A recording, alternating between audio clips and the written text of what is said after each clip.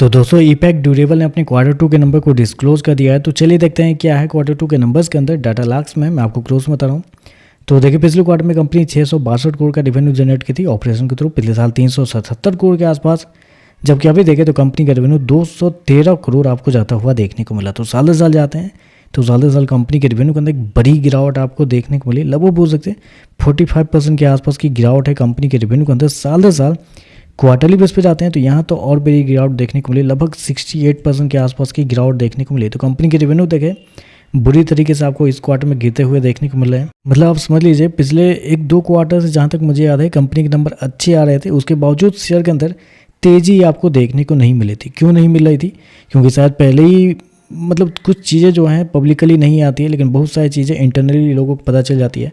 तो यहाँ पे क्लियरली दिख रहा है कि बहुत सारे लोगों मतलब जो बड़े बड़े लोग हैं उनको पहले ही पता चल जाता है कि इनके जो कौन से बिजनेस जो हैं वो किस पार्टी के थ्रू जो है वो बंद होने वाली है या कौन टर्मिनेट होने वाली है। ऐसा ही कुछ चीज़ें जो हैं पहले ही बड़े प्लेयर को पता चल जाता है। इसकी वजह से कोई भी इस शेयर को बाई कर नहीं रहा था। अभी देखें तो कंपनी ने क्लियरली यहाँ पे बता ही दिया है कि कंपनी के रेवेन्यू के अंदर एक बड़ी गिरावट आपको देखने, मतलब आप समझ लीजिए 377 करोड़ से 213 करोड़ जाता हुआ देखने, क्वार्टरली बेस पर भी बड़ी गिरावट देखने को मिली। तो नंबर तो बहुत ज़्यादा रेवेन्यू के मामले में कमजोर देखने को मिल रहा है।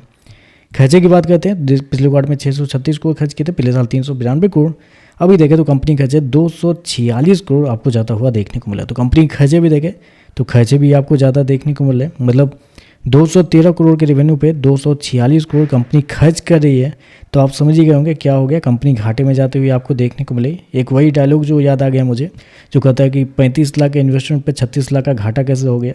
तो वही यहाँ पे आपको देखने को मिला, जितना रेवेन्यू नहीं जनरेट करिए उससे ज़्यादा कंपनी के खर्चे आपको ज़्यादा देखने को मिल रहे हैं। चलिए कंपनी का प्रॉफिट क्या निकलता है वो देखते हैं। तो देखिए पिछले क्वार्टर में कंपनी लगभग 23 करोड़ के आसपास के प्रॉफिट में थी, पिछले साल 8.5 करोड़ के आसपास के घाटे में थी। अभी देखें तो कंपनी 22 करोड़ के घाटे में जाते हुए देखने को मिली। तो साल दर साल जाते हैं तो साल दर साल कंपनी का जो लॉस है 3 गुना के आसपास आपको जाता हुआ देखने को मिला। क्वार्टरली बेस पे जाते हैं तो 22 करोड़ के मुनाफे से 22 करोड़ के घाटे में जाते हुए देखने को मिला है। तो नंबर देखें तो नंबर बहुत ज़्यादा कमज़ोर आपको देखने को मिला। आई थिंक जी बिजनेस का अनिल सिंघवी ने भी इस शेयर को अपने फेवरेट स्टॉक्स में बहुत बार बताया हुआ है पब्लिक को भी। चलिए कंपनी के ईपीएस क्या है वो देखते हैं। तो देखिए पिछले क्वार्टर की बात करते हैं तो पिछले क्वार्टर में कंपनी का ईपीएस ₹2.39, पिछले साल 0.89। अभी देखें तो ₹2.32 माइनस का आपको जाता हुआ देखने को मिला। तो नंबर तो बहुत ही ज़्यादा कमज़ोर आप कर सकते हैं। कंपनी के रेवेन्यू बुरी तरीके से आपको गिरते हुए देखने को मिले। कंपनी का लॉस जो है साल दर साल बढ़ता हुआ देखने को मिला। क्वार्टरली बेस पे कंपनी मुनाफे से घाटे में जाते हुए देखने को मिले। तो नंबर बहुत ज़्यादा कमज़ोर है। बाकी देखते हैं मार्केट इस पर कैसे रिएक्ट करता है। वीडियो पसंद आए तो लाइक कीजिएगा, साथ में साथ चैनल को सब्सक्राइब जो कीजिएगा।